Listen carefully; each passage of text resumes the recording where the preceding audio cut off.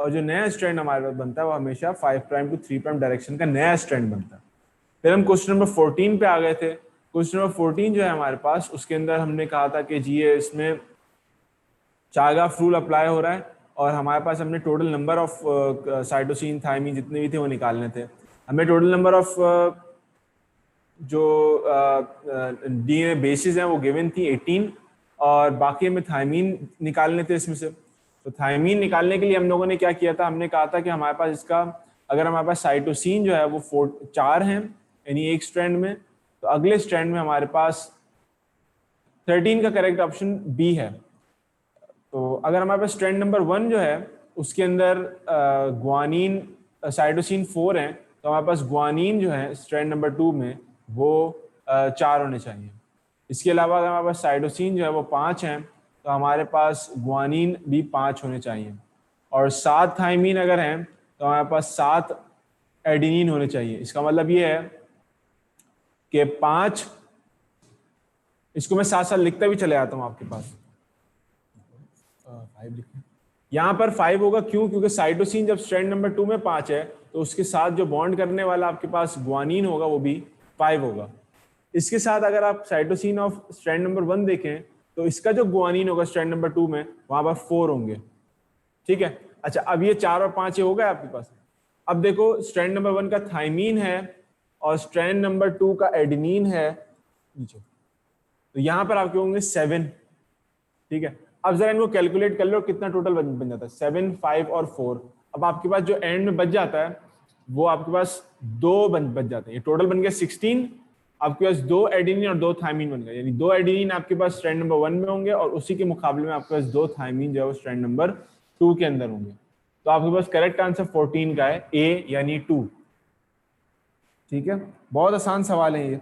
और इसी तरह के क्वेश्चन आते हैं आपके पास, तो ये वाले क्वेश्चंस डाले इसलिए आते हैं ताकि आपके नंबर जो हैं वो सिक्योर हो जाए। ठीक है, क्वेश्चन नंबर 15 पे चलते हैं। क्वेश्चन नंबर 15 बहुत इजी है। कहते हैं कि आपके पास मल्टीपल फिजन जो है वो किस तरह से हो जाती है, किस तरह से होती है, माइटोसिस के थ्रू, मियोसिस के थ्रू, एमाइटोसिस के थ्रू या बडिंग के थ्रू। देखो याद रखना, मल्टीपल फिजन जो है ना, हमने एक चीज बहुत पहले तय की थी जब हमने कभी सेल साइकिल के चैप्टर पढ़ा था कि माइटोसिस के अंदर हमारे पास क्रोमोसोम नंबर सेम रहता है और हमारे पास 2 सेल्स हमेशा बनते हैं, जबकि हमारे पास मियोसिस जो है क्रोमोसोम नंबर हाफ हो जाता है और हमारे पास जो सेल्स हैं वो 4 बनते हैं। बडिंग के अंदर आपके पास, बडिंग के अंदर हमारे पास जो है वो एक ही सेल या एक ही ऑर्गेनिज्म के साथ आउटग्रोथ होती है, तो उसके साथ उसका एक क्लोन बन जाता है। बस ये हमारे पास a mitosis multiple budding multiple fission के अंदर रोल प्ले करता है।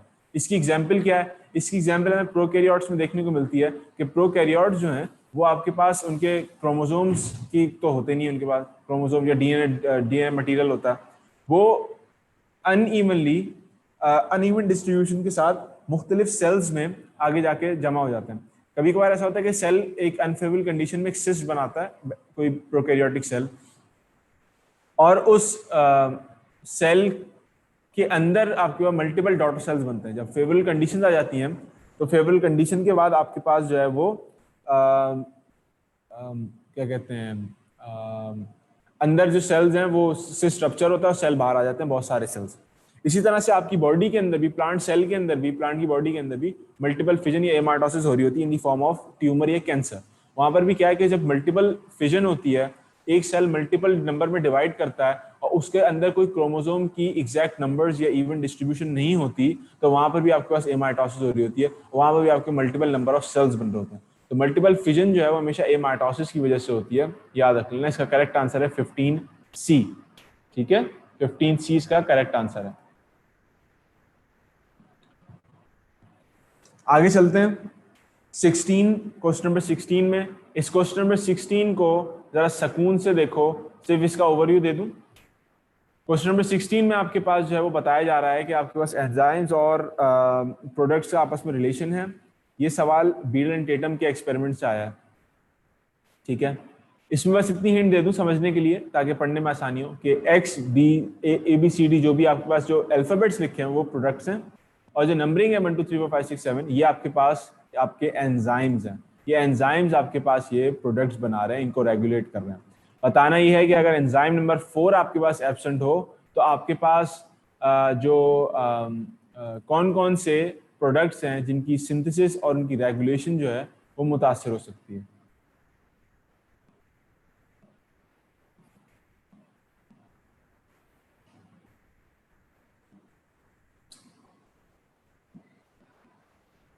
बाइनरी फिजन जो है आपके पास, बाइनरी फिजन जो है वो माइटोसिस करता है।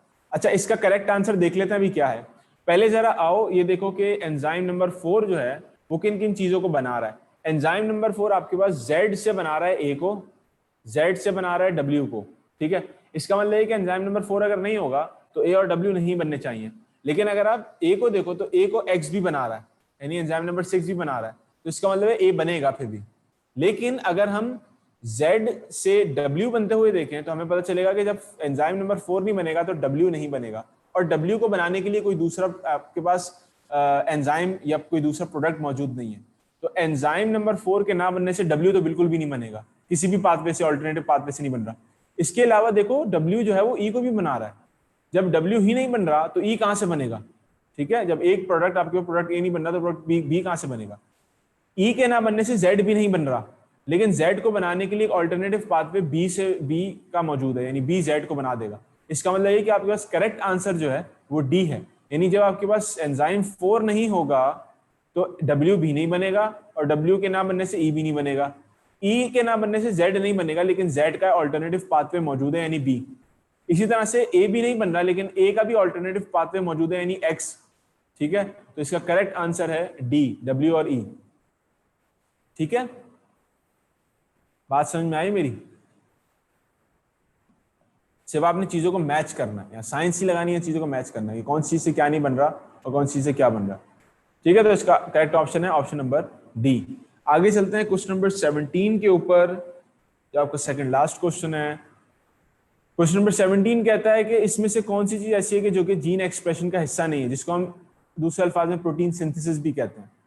तो अगर आप इसको गौर से देखो तो आपको पता चलेगा कि translation is a part of gene expression. जो आपका ट्रांसक्रिप्ट बन के आती है वो साइटोप्लाज्म में आके ट्रांसलेट होती है, और उसके बाद वो आपके पास प्रोटीन या पॉलीपेप्टाइड की फॉर्म में आती है। आरएनए प्रोसेसिंग, जिसको हम लोग दूसरे अल्फाज में पोस्ट ट्रांसक्रिप्शन मॉडिफिकेशन भी कहते हैं, और इसके अंदर बेसिकली क्या हो रहा है कि ट्रांसक्रिप्शन के बाद एक स्टेप जिसके अंदर एक्सॉन इंट्रॉन्स की बात करो तो इंट्रॉन्स को स्प्लाइस करके बाहर निकाल दिया जाता है, और उसके बाद फिर आपके पास ट्रांसलेशन होती है या एमआरएनए बनता है, फिर आगे जाकर ट्रांसलेट होता है। आरएनए प्रोसेसिंग से ऊपर अगर ट्रांसक्रिप्शन, डीएनए से प्रीमेच्योर आरएनए का बनना, ये ट्रांसक्रिप्शन कहलाता है, यानी डीएनए की अपनी कॉपी बन जाती है in the form of RNA. इसके अलावा आपको रेप्लिकेशन, रेप्लिकेशन कहाँ होती है? डीएनए की रेप्लिकेशन। डीएनए के अपना जो सीक्वेंसेस हैं उनको जब उनका जब अपना स्ट्रैंड बन रहा होता है, सिस्टर स्ट्रैंड बन रहा है या दूसरा स्ट्रैंड बन रहा है, उनकी रेप्लिकेशन हो रही है, उसको हम रेप्लिकेशन या डीएनए रेप्लिकेशन कहते हैं। डीएनए रेप्लिकेशन का कोई डायरेक्ट रोल नहीं है, कोई डायरेक्ट पार्ट नहीं है जीन एक्सप्रेशन से, इस वजह से हम उसको रेप्लिकेशन को as a part of protein synthesis या जीन एक्सप्रेशन कंसिडर नहीं करते। तो आपके पास करेक्ट आंसर जो है वो 17A है, यानी रेप्लिकेशन। ठीक है, बाकी तीनों चीजें नीचे की, ट्रांसक्रिप्शन, आरएनए प्रोसेसिंग और ट्रांसलेशन, या आपके पास जीन एक्सप्रेशन का पार्ट है।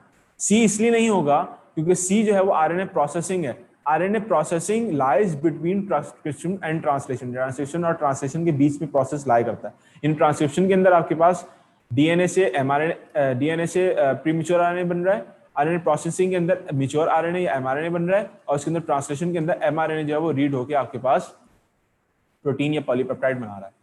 ठीक है जी, 17 का आंसर है ए। बाइनरी फिजन माइटोसिस करते हैं, माइटोसिस। उसके बाद आप लास्ट क्वेश्चन पे आ जाते हैं, क्वेश्चन नंबर 18। क्वेश्चन नंबर 18 में आपके पास एक डायग्राम है, उस डायग्राम के अंदर कुछ बॉक्सेस लेबल्ड हैं, 1 2 3 करके बॉक्सेस लेबल्ड हैं। अच्छा, इन बॉक्सेस को अगर आप लेबल करके देखो तो आपको पता चलेगा कि ये कुछ मुख्तलिफ स्टेप्स हैं, कुछ मुख्तलिफ पार्ट्स हैं। ठीक है, अब इनके जरा देख लेते हैं कि हमसे सवाल चाह क्या रहा है। सवाल जो है वो ये कह रहा है कि आपने इन सीक्वेंसेस को बताना है कि कौन सी सीक्वेंस सही है, कौन सी सीक्वेंस गलत है। अब जरा इसको गौर से देख लो सवाल को, इसके ऑप्शंस के साथ, ताकि हम लोग जो है वो इसके आंसर की तरफ आए। टाइम दे रहा हूं, आराम से देख लो।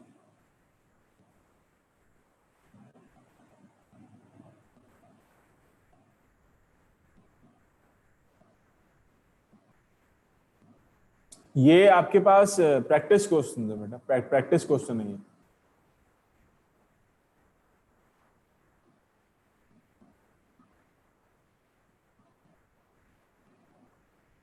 ठीक है, अच्छा ऑप्शन सी कह रहे लोग, जरा इसको एक बार देख लेते हैं।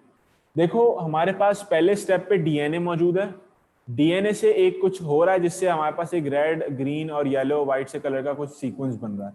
उसके बाद हमारे पास एक रेड कलर का कुछ स्ट्रक्चर बन रहा है जिसका एक सर्कल है उसके लेफ्ट हैंड पे और राइट हैंड पे बहुत सारे ए लगे हुए हैं। उसके बाद अगर नीचे आओ तो वही स्ट्रक्चर फिर आगे जाके एरो शो कर रहा है कि उसमें ना बहुत सारे मल्टी कलर बीड्स की तरह की कोई चीज बनी हुई है। अब ये हो क्या रहा है, अगर मैं आपको यहाँ पर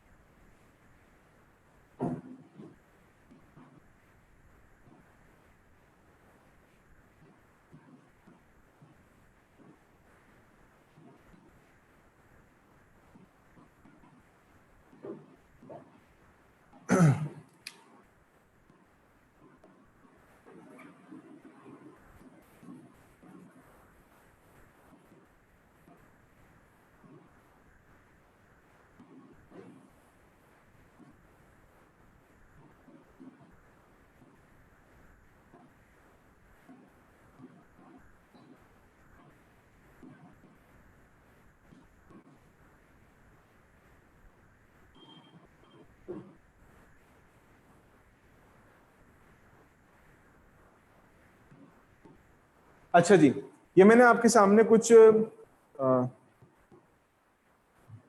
स्क्रीन ऑन कर दूं। अच्छा, मैंने आप लोगों के सामने कुछ ये स्टेप्स बना दिए ऑफ कंप्लीट जीन एक्सप्रेशन के, कंप्लीट जीन एक्सप्रेशन के स्टेप्स बना दिए। देखो यहाँ पर हमारे पास जिन जिन पॉइंट्स पे हमारे पास 1 2 3 4 लगा हुआ है, जिन जिन पॉइंट्स पे 1 2 3 4 लगा हुआ है, मैं उनको भी साथ में मेंशन कर दूं आपके कि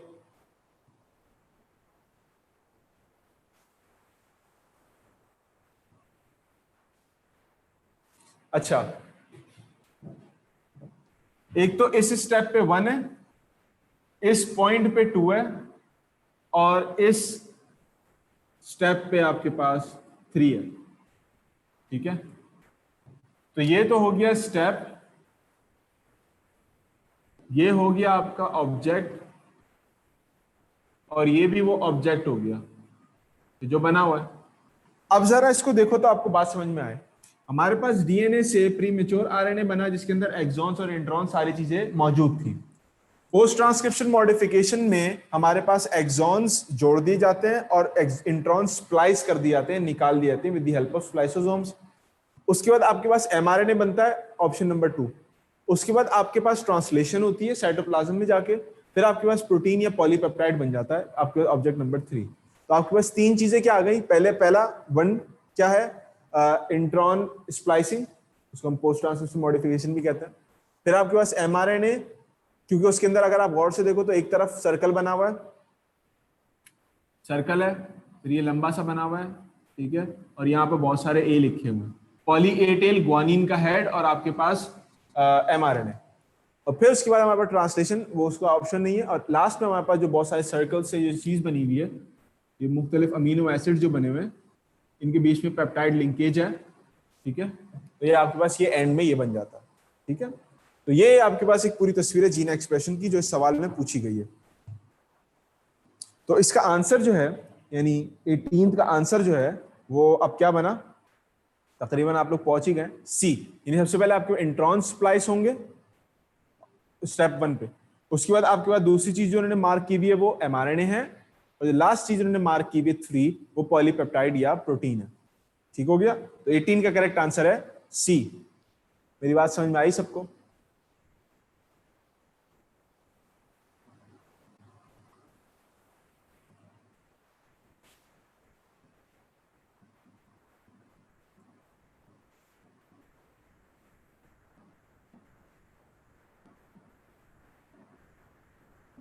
अभी पहले ये बता दो 18 तक जितने भी पढ़ाए वो सब सारी बात समझ में आ गई? मैं रीड कर दूं, मैंने लिखा है डीएनए, ब्लैक से जो लिखा है पहले वो बता रहा हूं। डीएनए, प्रीमेच्योर आरएनए, एमआरएनए और प्रोटीन और आपके पास या स्लैश पॉलीपेप्टाइड। ब्लू से मैंने डीएनए और प्रीमेच्योर आरएनए के बीच में ट्रांसक्रिप्शन लिखी है। प्रीमेच्योर आरएनए और एमआरएनए के बीच में ब्लू से पोस्ट ट्रांसक्रिप्शन मॉडिफिकेशन लिखी है।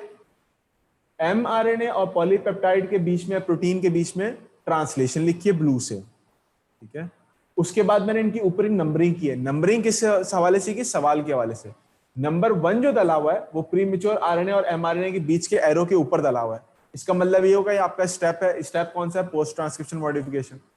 उसके बाद आरएनए के ऊपर 2 डला हुआ है, एमआरएनए के ऊपर 2 डला हुआ है। इसका मतलब है कि यहाँ पर किसी ऑब्जेक्ट की बात हो रही है, 2 या कौन सा ऑब्जेक्ट है, क्या नाम है इस चीज का? एमआरएनए।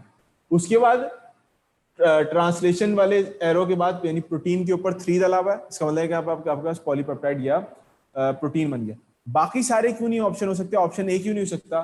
कि देखो ऑप्शन ए में लिखा है प्रीमेच्योर आरएनए, चलो मान लेते हैं, ठीक है। उसके बाद ट्रांसक्रिप्शन लिखा हुआ है।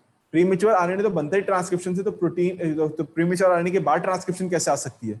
और उसके बाद प्रोटीन लिखा हुआ है। उसके बाद अब अगर आप आगे आओ, उसके बाद ट्रांसक्रिप्शन, देन एक्सॉन स्प्लाइसिंग और पॉलीपेप्टाइड। ट्रांसक्रिप्शन के बाद तो इंट्रॉन की स्प्लाइसिंग होती है, एक्सॉन की स्प्लाइसिंग थोड़ी होती है। एक्सॉन से तो हमें चाहिए जो कोडिंग पार्ट है। डी पे आ जाओ, प्रीमेच्योर आरएनए एग्जिटिंग न्यूक्लियस और ट्रांसक्रिप्शन। ट्रांसक्रिप्शन सबसे पहले होता है, एग्जिट होने के बाद न्यूक्लियस से ट्रांसलेशन होता है। तो सवाल को वैसे ही पढ़ के समझ में आ गया जो गलत है, ठीक है। उसके बाद अगर हम आगे हैं,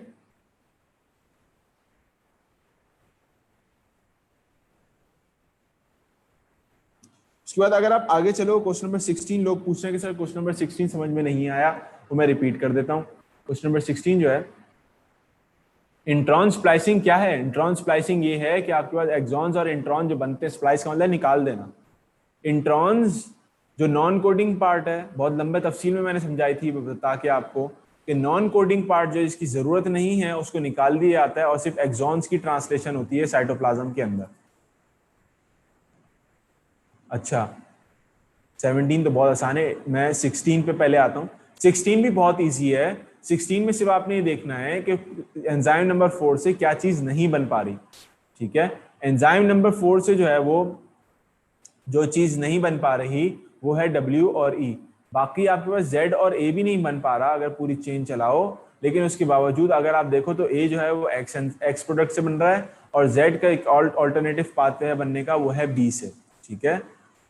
कल का टेस्ट इंशाल्लाह मैं शेयर कर देता हूं आप लोगों के साथ, आप लोगों को मिल जाएगा, देख लेना। 13 का करेक्ट ऑप्शन रिपीट कर देता हूं मैं। 13 जो है वो है, 13 का करेक्ट ऑप्शन है 3 to 5 प्राइम डायरेक्शन, 3 to 5। उसके बाद 15 आपके पास क्या है? 15 मल्टीपल फिजन वाला शो कर देते हैं। 15 क्वेश्चन नंबर 15 ये आपके मल्टीपल फिजन वाला सवाल है। इसका correct answer A mitosis B था। 18 का आंसर आपके पास है सी। एक काम करते हैं, शुरू से आपको सारा दिखा देते हैं, आंसर में साथ साथ रिपीट करते जाता हूं, जो जो सामने चीज आ रही है उसका स्क्रीनशॉट लेते रहो। क्वेश्चन नंबर 1 जो है आपके पास, इसका करेक्ट आंसर है डी, ठीक है, डी। उसके बाद क्वेश्चन नंबर 2, उसका करेक्ट आंसर है ए। क्वेश्चन नंबर 3 उसका करेक्ट आंसर है ए।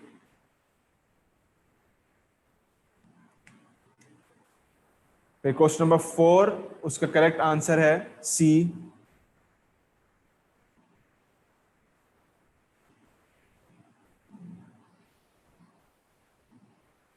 उसके बाद क्वेश्चन नंबर 5 है, उसका करेक्ट आंसर है ए।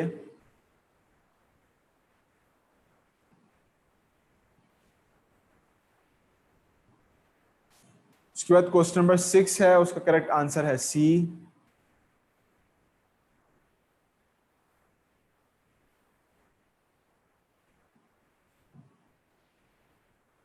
उसके बाद क्वेश्चन नंबर 7 है, उसका करेक्ट आंसर है ए।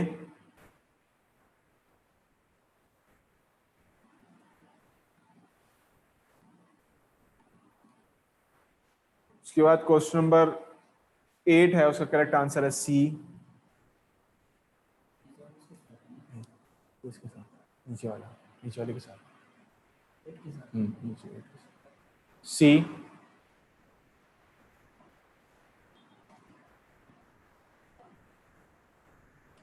उसके बाद क्वेश्चन नंबर 9 पे अगर आओ तो क्वेश्चन नंबर 9 का करेक्ट आंसर है डी।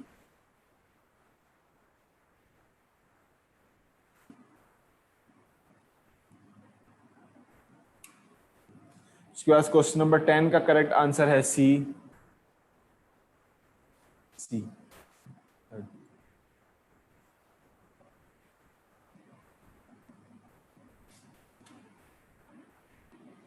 उसके बाद क्वेश्चन नंबर 11 का आंसर है डी।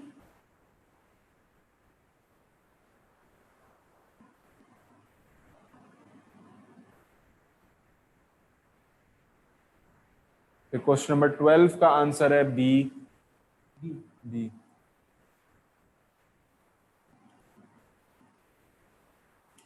क्वेश्चन नंबर 13 का आंसर है बी।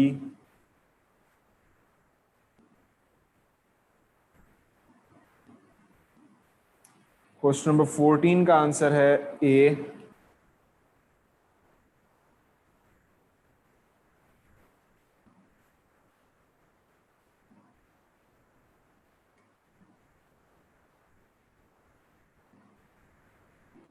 उसके बाद क्वेश्चन नंबर 15 का आंसर है सी।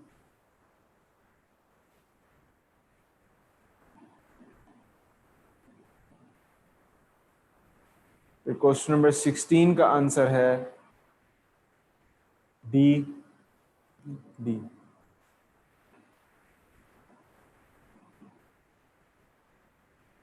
क्वेश्चन नंबर 17 का आंसर है ए।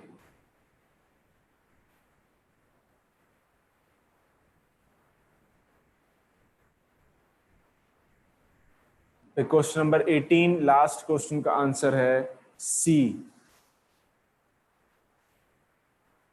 लास्ट क्वेश्चन का आंसर है सी।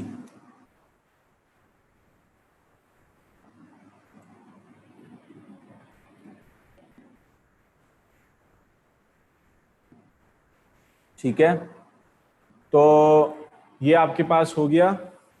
फर्स्ट में क्या होगा? फर्स्ट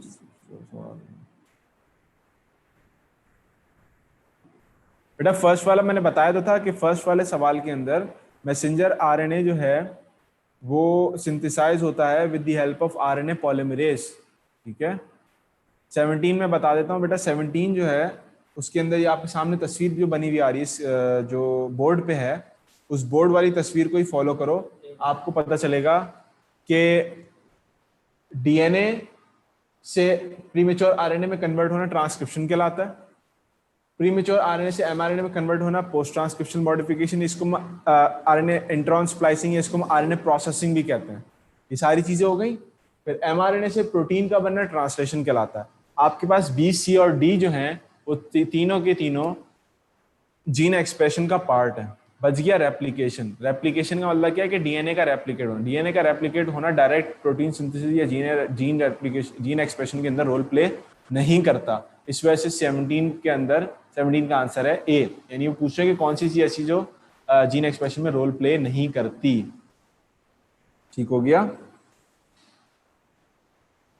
अच्छा, यहां तक डीएनए पॉलीमरेज आरएनए पॉलीमरेज में नाम से डिफरेंस पता चल रहा है उसका कि डीएनए पॉलीमरेज डीएनए को बनाता है, आरएनए पॉलीमरेज आरएनए को बनाता है। उनके स्ट्रक्चर्स में भी डिफरेंस होता है, लेकिन हम उसके स्ट्रक्चर्स के डिफरेंस पे जाएंगे नहीं क्योंकि हमें उसमें पढ़ना ही नहीं है। ठीक है, यही चीजें इतनी भारी हो रही हैं। मैंने क्या बता दिया था? क्या चीजें बता दी थी मैंने? सब क्या बता दिया था? हाँ, मैंने डीएनए हेलिकेज डीएनए को खोलने में मदद देता है।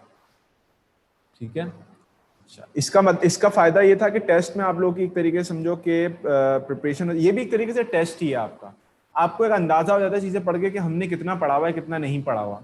ठीक है, अब इंशाल्लाह फिर हम लोग जो है वो अब नेक्स्ट क्लास जो होगी हमारी उसके अंदर, उसमें तो नहीं, उसमें हम लोग पहले रेस्पिरेशन करेंगे, उसके बाद फिर हम लोग जो है वो एक दिन टेस्ट का भी रखेंगे जिसमें सेल साइकिल की चैप्टर का टेस्ट होगा। मोस्ट प्रोबेबली वो 1 सितंबर वगैरह किसी एक दिन का टेस्ट का कर लेंगे। क्वेश्चन नंबर 10 कौन सा है? क्वेश्चन 10 कौन सा है? क्वेश्चन 10 का कॉन्सेप्ट क्लियर नहीं हुआ। क्वेश्चन 10 तो ये आरएनए सीक्वेंसेस का सवाल है। बता देता हूँ एक चीज। हाँ जी,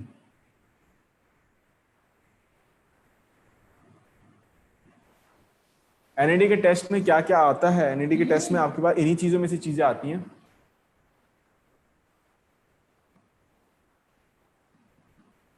अभी टेस्ट मैंने कोई अनाउंस नहीं किया, मैं इसलिए अभी अनाउंस भी नहीं करना चाह रहा कि फिर कंफ्यूज हो गया और फिर गलत पढ़ लोगे सारी। जब टेस्ट होगा, मैंने जैसे इकोसिस्टम वाला अनाउंस किया था वैसे ही मैं कर दूंगा। अब जो जो 2-3 लोगों की कंफ्यूजन है, मैं उन कंफ्यूजन को सॉल्व कर दूं ताकि आपका जो है वो मसाइल कम से कम हो, चीजें हल हो जाए। अब जरा समझ लो मेरी एक बात। पहले तो मैं वो समझा दूं कि जिसको कॉम्प्लीमेंट्री बेस पेयरिंग समझ में नहीं आ रही थी। मेरे पास है ए टी सी जी जी,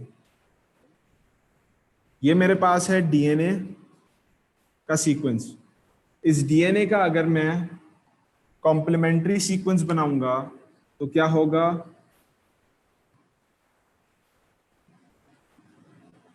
ये इसका कॉम्प्लीमेंट्री है।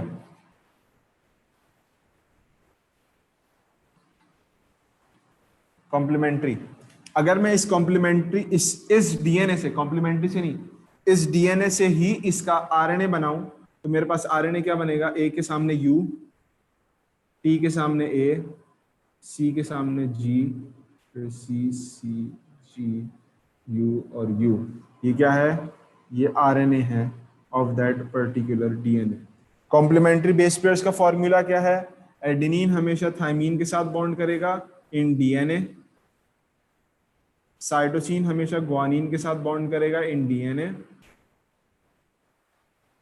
एडेनिन हमेशा यूरेसिल के साथ बॉन्ड करेगा इन आरएनए, साइटोसिन हमेशा ग्वानिन के साथ बॉन्ड करेगा इन आरएनए।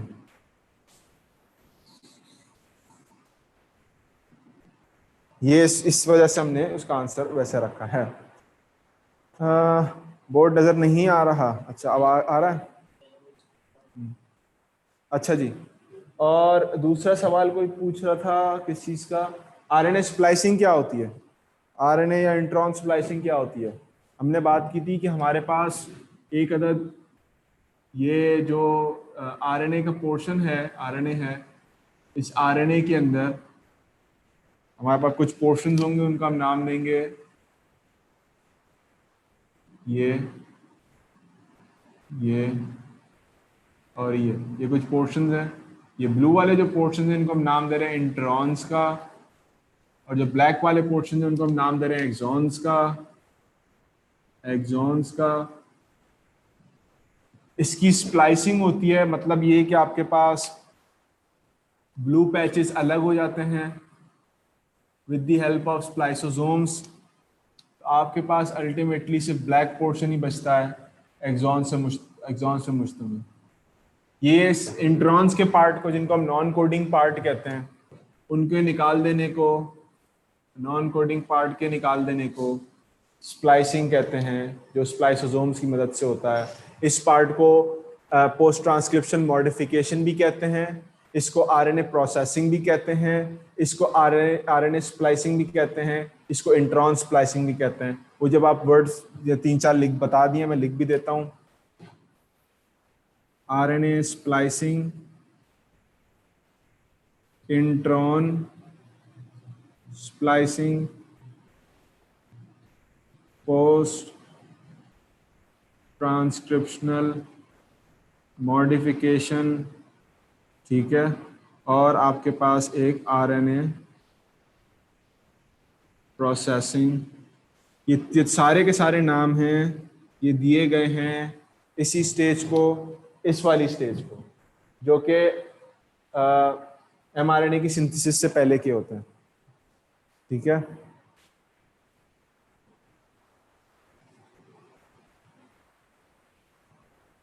ऑप्शन क्वेश्चन 16 कौन सा? एंजाइम्स वाला, एंजाइम्स वाला क्वेश्चन 16। अच्छा, देखो सिंपल सी बात की थी, ए से अगर Z बन रहा है, Z से अगर E बन रहा है, और W बन रहा है और इससे भी ये बन रहा है, ठीक है।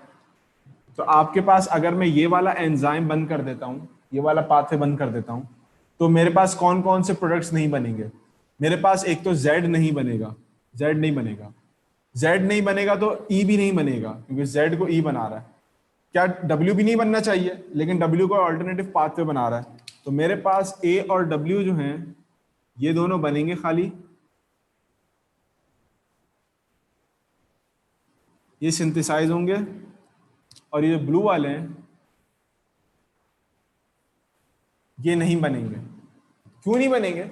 एरोस फॉलो करने बेटा, कोई साइंस नहीं लगाई इसके अंदर। कुछ सवालों में साइंस नहीं होती, कुछ सवालों में सिर्फ वर्ड्स को देखना होता है या आपने उनको समझना होता है। आपकी ऑब्जर्वेशन अच्छी होनी चाहिए, ठीक है। सिर्फ सिंपल लाइन है। मैं सीधा सीधा अगर लाइन बना दूं, मैं बोलूं कि जी एक्स से वाई से जेड से डब्ल्यू बन रहा है। अब मुझे बताओ, अगर मैं एक्स के एंजाइम्स बंद कर दूं तो मेरे पास क्या कुछ नहीं बनेगा? वाई नहीं बनेगा, जेड नहीं बनेगा, डब्ल्यू नहीं बनेगा। सिंपल सी बात है, ठीक है। लेकिन अगर वाई जो एक्स जो है वो वाई को भी बना रहा है तो फिर मेरे पास वाई बनेगा, डब्ल्यू बनेगा। एक्स डब्ल्यू को बना रहा है तो डब्ल्यू बनेगा, वाई और जेड नहीं बनेगा। तो सिंपल से सवाल, इनके सिर्फ एरोस देखने हैं, इनकी सिर्फ ऑब्जर्वेशन आपकी अच्छी रखनी है।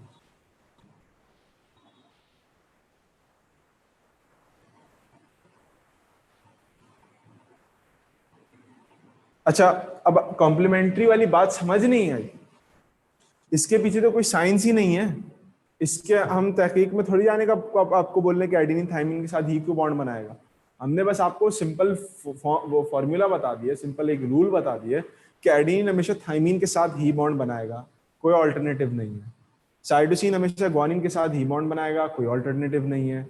आरएनए में आ जाओ तो एडेनिन हमेशा यूरेसिल के साथ बॉन्ड बनाएगा, वहां थाइमिन नहीं होता। यहाँ पर साइटोसिन के साथ ग्वानिन के साथ बॉन्ड बनाएगा, कोई ऑल्टरनेटिव नहीं होता। अब इसके अंदर कौन सा पार्ट मुश्किल है? मैंने अब ये आपने सेट कर लिया अपने पास दिमाग में, ये कॉम्बिनेशन, तो एडेनिन थाइमिन के साथ आएगा, इसकी जगह ये आएगा, इसकी जगह ये आएगा, इसकी जगह ये आता जाएगा, इसके कॉम्प्लीमेंट्री आएंगे। कॉम्प्लीमेंट्री कैसे बने उसके लिए पूरा डीएनए रेप्लिकेशन में पढ़ाया था मैंने कि जहां जहां आपके पास एडेनिन होगा उसके सामने आपका कॉम्प्लीमेंट्री, उसके साथ बनने वाला स्ट्रैंड जो है वो आपके पास हमेशा थाइमिन होगा। साइटोसिन के सामने ग्वानिन लगेगा, ग्वानिन के सामने साइटोसिन लगेगा, जो भी है, ठीक है। तो ये आपके पास डीएनए का पूरा स्ट्रक्चर है। बच गई आरएनए की बात। तो आरएनए किससे कोड हो रहा है, किससे बन रहा है? डीएनए से बन रहा है, या तो इससे बनेगा, इससे बनेगा। जिससे बनेगा उसके हिसाब से उसका वैसे कॉम्प्लीमेंट्री स्ट्रैंड बन जाएगा। अगर इससे बन रहा है, ब्लैक वाले से ये बन रहा है, तो ब्लैक वाले से के सामने जो चीजें होंगी उसके सामने उसकी सारी चीजें लगेंगी ना। हमने पहले भी बात की थी कि फॉर एग्जाम्पल अगर हमारे पास इस तरह का पजल होगा,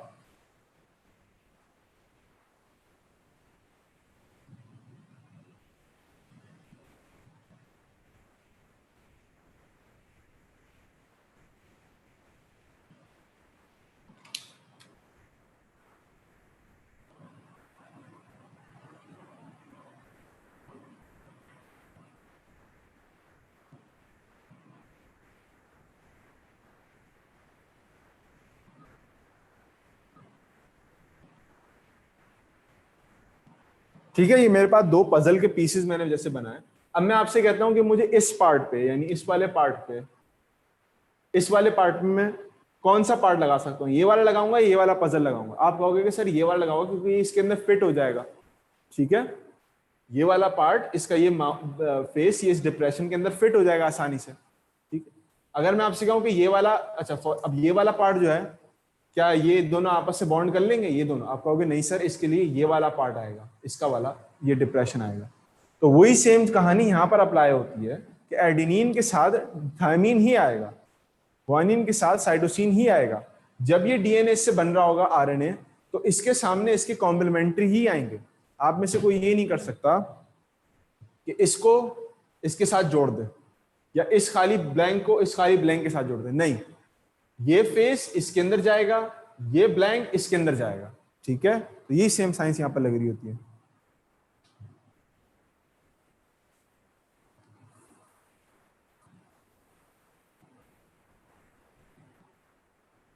स्प्लाइसिंग वर्ड अभी भी समझ नहीं आया। स्प्लाइसिंग वर्ड अंग्रेजी जबान का लफ्ज है, इसका मतलब है कि किसी चीज को काट के निकाल देना। तो वहां पर स्प्लाइसिंग का मतलब समझा दिया।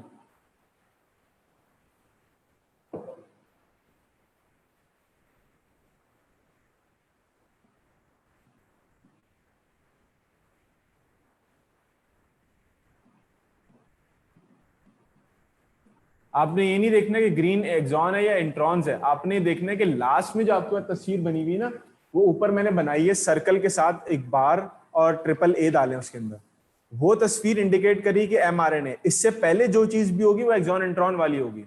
आपने उसमें वो थोड़ी देखना है कि एक्सॉन है या इंट्रॉन है, आपने देखना है उसके बाद के स्टेप में क्या चीज हो रही है, बाद के स्टेप में क्या चीज हो रही है। ठीक है,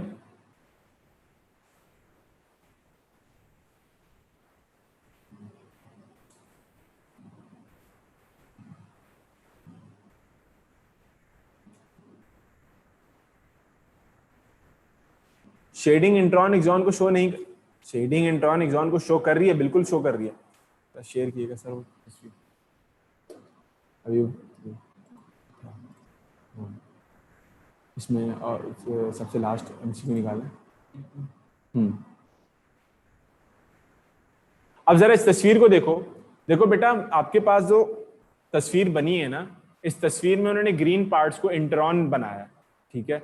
भले से वो जिस भी पार्ट को इंट्रॉन बनाया हमें उससे फर्क ही नहीं पड़ता। आपके पास जो डीएनए जहां पर लेबल्ड है उसके बाद जो चीज बन के निकल रही है, जिसके अंदर ग्रीन रेड दोनों शेड्स मौजूद हैं, ग्रीन रेड शेड मौजूद हैं, इसमें से ग्रीन पार्ट को उन्होंने रिमूव कर दिया, रेड पार्ट को उन्होंने लाके वहां पर जोड़ दिया। अब आपको कलर भी देखने की जरूरत नहीं है, आपको यहाँ पर कलर ना देते, सिर्फ लाइनें डाल देते और उसके बाद एक छोटा आरएनए बनाते जिसका एक कैप होता और एक टेल होती, तो उससे भी आपको अंदाजा होता है कि इससे पहले कौन सा स्टेप आता है। इससे पहले हमारे पास ये वाला पोस्ट ट्रांसक्रिप्शन मॉडिफिकेशन वाला स्टेप आता है, ठीक है। बस ये इतनी सी बात है। मैं आगे क्लास मुझे स्टार्ट करनी थी आज पढ़ाने की, रेस्पिरेशन स्टार्ट करना था, लेकिन रेस्पिरेशन के लिए मुझे थोड़ा सा ना टाइम ज़्यादा चाहिए था, तो आज की क्लास मैं यहीं तक रोक रहा हूँ, आज की क्लास यहीं तक रोक रहा हूँ। इंशाल्लाह नेक्स्ट क्लास में हम लोग रेस्पिरेशन स्टार्ट करेंगे ग्लाइकोलिसिस से। रिक्वेस्ट एक छोटी सी, रिक्वेस्ट ये है कि थोड़ा सा ज़रा पढ़ के आना, बुक के अलावा भी कभी बार इधर उधर चीज़ें सर्च किया करो, कोई कहीं आर्टिकल वगैरह आसान लिखे होते हैं तो बात समझ में आती है, ठीक है। क्योंकि बुक आपकी बहुत चीज़ों को ना छोटा करके उसमें लिखा होता है, और छोटे करने की वजह से बहुत सारी चीज़ें स्किप हो जाती हैं, बहुत सारी चीज़ें समझ में नहीं आती। तो पढ़ना पहले से, ताकि यहाँ पर जब मैं पढ़ाऊँ तो समझने में आसानी हो। इंशाल्लाह मैं कोशिश करूंगा कि आसान तरीके से समझा दूँ, क्योंकि respiration as compare to light reaction dark reaction थोड़ा सा आसान है, मुझे आसान लगता है एज कम्पेयर टू देम, लेकिन फिर भी देख लेते हैं। क्वेश्चन खत्म हो गए बेटा, क्वेश्चन खत्म हो गए थे, ठीक है। आज के लिए इतना काफी है, फिर इंशाल्लाह नेक्स्ट क्लास में स्टार्ट करते हैं। अस्सलाम वालेकुम।